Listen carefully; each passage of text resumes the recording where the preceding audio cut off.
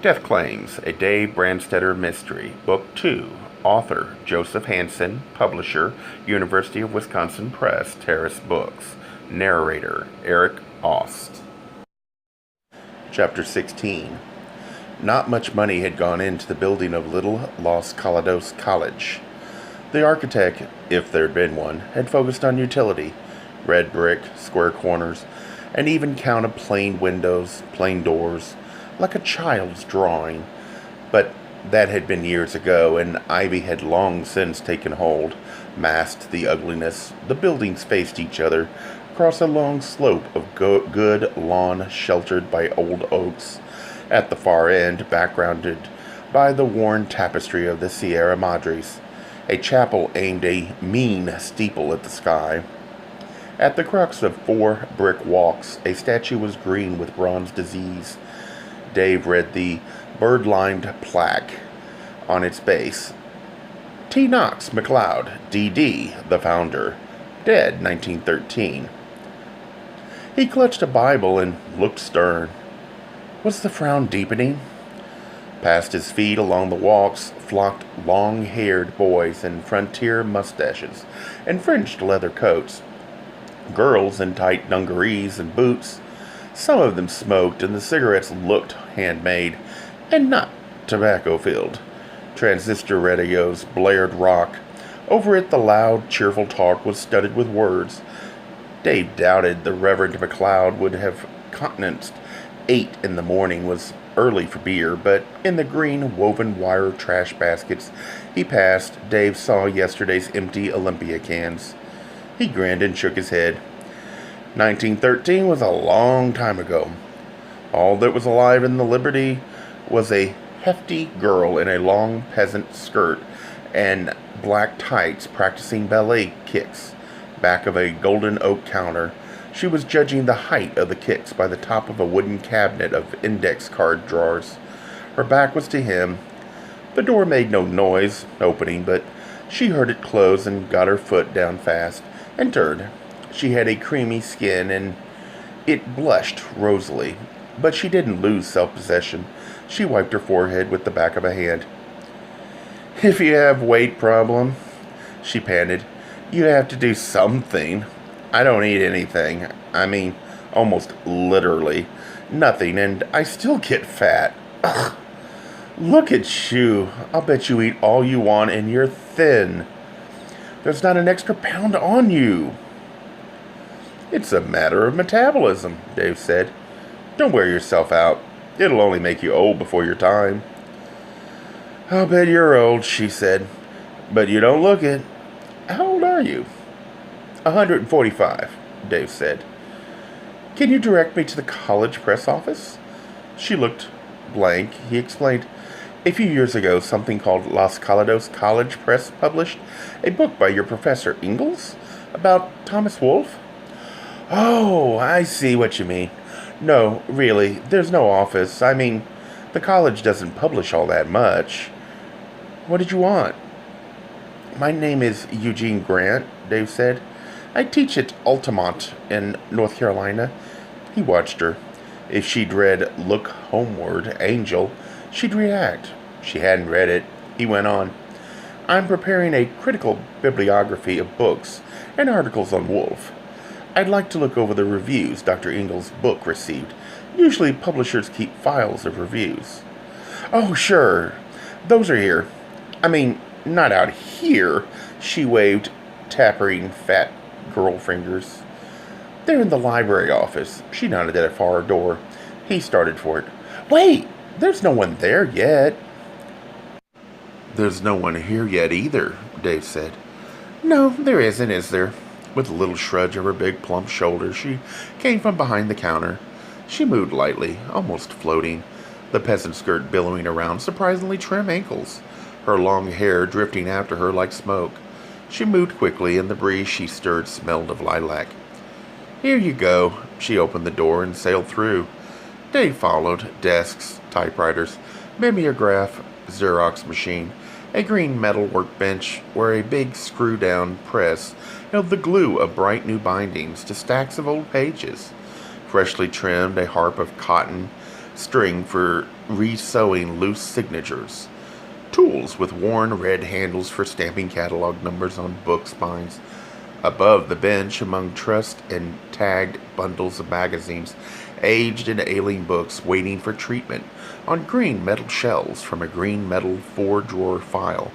The girl pulled a manila folder, handed it to him, smiled her one and only time, and went away.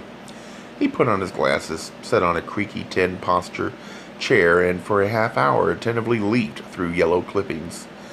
From newspapers, magazines, but mostly from academic and literary quarterlies. For 20 minutes of that half hour, he doubted his hunch. Then he didn't doubt it anymore. Grimly, he laid the folder on top of the file cabinet and went out into the library. The girl wasn't alone anymore. With the sudden light through the window, students worked at tables, slammed catalog drawers, squinted at shelves. The girl was busy. Dave found himself the thick volume of Wolfe's letters on a bottom shelf and crouched there, reading carefully the sad final pages. Then he pushed the book back, got stiffly to his feet, called thanks to the girl, and went to find the Borsar's office. Through the shaggy pines that lined the road, the sky overhead was as blue as it was going to get.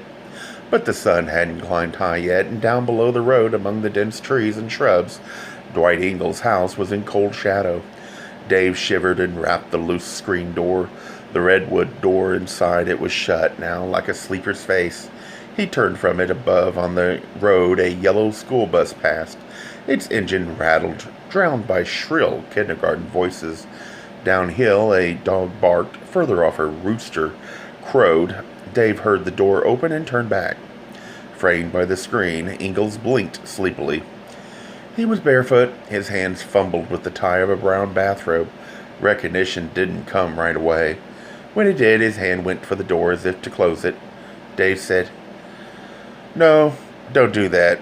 You was seen leaving John Oates's place the night he died." "You didn't mention you'd gone there that night. Why not?" "It was..." Ingles' voice came out hoarse. He cleared his throat. "It was the same situation. He called me for money. I took him money. It would only have been inviting complications to have brought it up."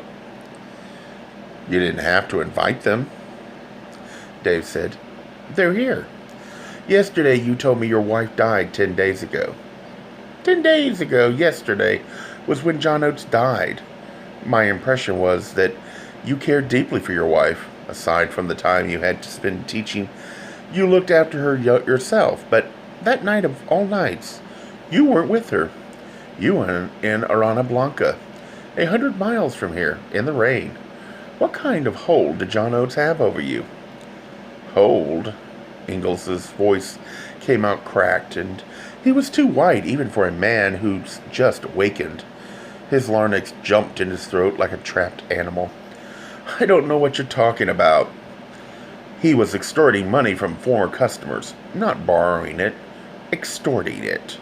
You weren't in any position to lend him money. You said as much. You told me you had to get an advance on your wages to give him that first 100 in January. I drove away from here thinking it was kind of you." "It wasn't kind. You were afraid, and you got more afraid. I just talked to the Bazaar's office 11 days ago. You withdrew another $500. You gave as your excuse an emergency involving your wife, right?" Ingles' hand went to the hook on the screen door, pried it up, let it drop rattling. He pushed the door at Dave, who took it. Ingles turned away. In a dead voice, he said, "Come in." Dave went in. The handsome room was dim, chill with the dampness of old house, hedged too thickly by trees. There were shut-up smells of stale tobacco smoke and old books. Ingles made no move to lighten the darkness. Dave wanted to see him. He bent and pulled the chain on the hammered copper lamp. It drew wan circles on ceiling and floor. The light through the burlap shade gave Ingles a parchmentary look. It went with the sickness in his tone. "I need coffee," he said.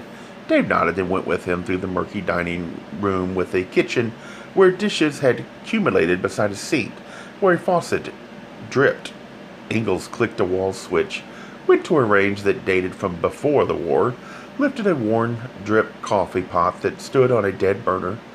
Dave heard coffee slosh inside the aluminum Ingalls, lit the burner with a wooden match. Shaking it out, he looked at Dave bleakly. "You don't trust me out of your sight." The man who saw you leaving Arana Blanca said that when he got to the house out at the point, no one was home. He arrived just after you left. Oates had made an appointment with him, and Oates didn't have a car to go anywhere in. He ought to have been there, especially since he was desperate for money. Ingalls' smile was skeptical but thin. "You believe I killed him, dragged his body into the surf?" "That was the night it happened. Did you have a reason to kill him?" "Your profession," Ingalls said, "has given you an outlook I can't share. I've never been able to conceive of a reason, as you put it, for one human being to kill another. My life for the past 10 years has been devoted to keeping death away from one human being, to the best of my ability, which wasn't enough." "Maybe my witness is lying," Dave said. "Maybe he killed John Oates. Was Oates there to be killed when you left?" Ingalls shook his head. Beyond the window over the sink, a pair of butterflies played tag in a sudden streak of sunlight. Black wings with yellow borders, Nonphalis antiapa. The irony of their common name was almost too obvious. Here, now, morning cloak. Ingalls turned from watching them to open a cupboard. Take 2 down cups and saucers. "No," he said, "he wasn't there." Lights were on inside. The door was standing open, but when I rang the bell, no one came. I went inside and called. No answer. I sat down to wait. I smoked a cigarette. 3, Dave said. "That adds up to a half hour." "It seemed longer," Ingalls said. "It was cold. A built-in table between built-in benches under another window was spread with student papers, pens, pencils, open books. A red-striped cigarette pack lay there, and Ingalls picked it up. He used another of the wooden matches to light a cigarette. Through the smoke, he said, "When his body was found, was there $500 in his pockets?" "He was wearing swimming trunks," Dave said. "The bathrobe he always wore down to the beach was on the sand, soaked through, of course. There was nothing in the pockets." "And did the police find $500 when they searched the house?" "They didn't search the house," Dave said. "They didn't think it was murder. They don't think so now. Murder's inconvenient. It makes a lot of work. People do drown. They prefer to settle for that. That he was murdered was my idea. Should they search the house?" Ingalls shook his head. "There'd be no point. I didn't leave the money. There was no one to leave it with. I still have it, if you'd like me to show you." "You'd still have it if you killed him," Dave said. "I wouldn't take a man's life for $500 or $5,000 or $500,000. "But you might to save your career," Dave said. "And I think you did. This morning in the college library, I checked the reviews of your book. Most of them were excellent, but there was one in a Seattle paper that said Wolfe's Journals was complete the way it was published, originally in 1951. The reviewer had been a crony of the newspaperman who went with Wolfe on that trip. He never heard of the events described in your book. He doesn't think they happened. It was the only demurrer in that file, but it was there. Then I checked out Wolfe's letters. It's true, he told people he had 30 to 50,000 words in his notebooks on that trip, but the editor of the letters says he always overestimated. Is she right?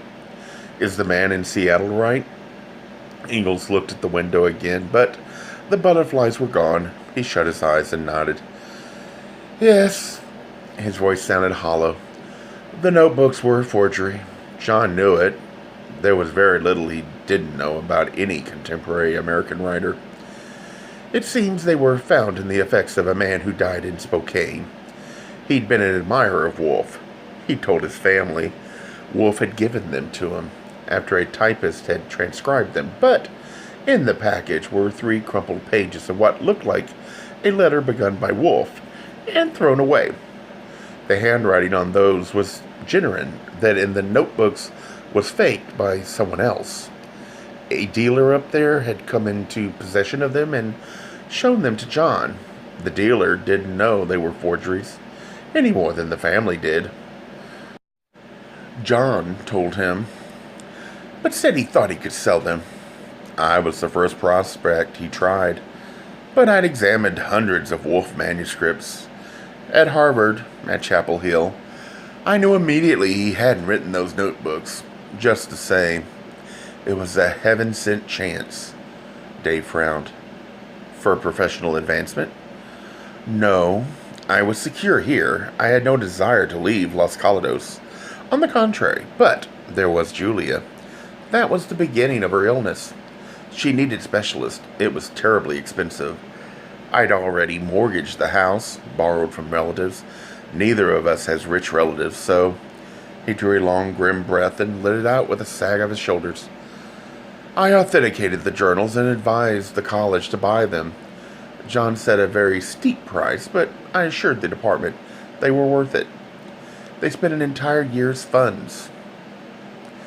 And Oates kicked back to you? Ingalls nodded. 50%. The smell of coffee had grown strong. He turned it to the pot. It bubbled. He lifted it. The black stuff came out into the cups, sizzling. On the phone that first time, January 3rd, he didn't bring the matter up, but the last time he said he'd written out the details of the transaction, was prepared to have them notarized and sent by registered mail to the chancellor. Or I could bring him money. I told him to do his damnedest and hung up.